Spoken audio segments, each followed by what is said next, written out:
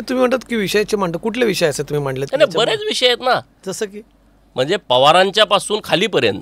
आपण ते व्यक्तिगतच तुम्ही जास्ती म्हणता. नाही, व्यक्तिगत विषयच नाही ना, ह्याच व्यक्ती आहेत ना 50-50 वर्ष राजकारणामध्ये. हे का तुम्ही समजून घेत नाही? 50-50 वर्ष ज्यांच्याकडे या महाराष्ट्राची सत्ता आहे त्यांना प्रश्न विचारायचे नाही तर मग विचारायचे कोणाला? आपला देश जास्त व्यक्तिपूजक आहे. आपल्या देशामध्ये पार्ट्या चालतात त्या व्यक्तीच्या व्यक्तिमत्वावरती चालत असतात. आता भारतीय जनता पार्टी एकमेव पार्टी आहे की जी विचारधारेवरती चालती आहे. का भारतीय जनता पक्षात व्यक्तिपूजा होत नाही? नाही, बघा ना तुम्ही, आता मोदी साहेब आहेत बरोबर. यांच्यापूर्वी भाजपमध्ये कोण होतं? अटलजी होते, मोठं व्यक्तिमत्व होतं. आता मोदीजी साहेबांच्या नंतर कोण येणार तुम्ही सांगू शकताय? मी सांगू शकतोय? पार्टीतलाही कोणी सांगू शकत नाही. परंतु ज्या इतर पार्ट्या आहेत, पवारांच्या नंतर कोण? सुप्रिया सुळे. कुणी माणूस, गावातला साधा माणूस विचारला तर सांगल. मुलायम सिंगाच्या नंतर कोण? तर त्यांचा मुलगा जो आता पार्टी चालवतोय, लालू प्रसाद आहेत. त्यांच्यानंतर कोण?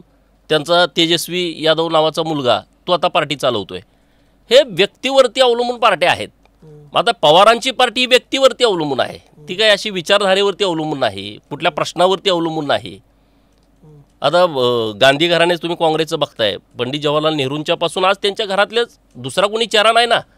आणि म्हणून जेव्हा मी एखाद्या व्यक्तीविषयी प्रश्न विचारत असेल, तुम्ही उत्तर द्या ना. माझं काय चुकलं मला सांगा ना.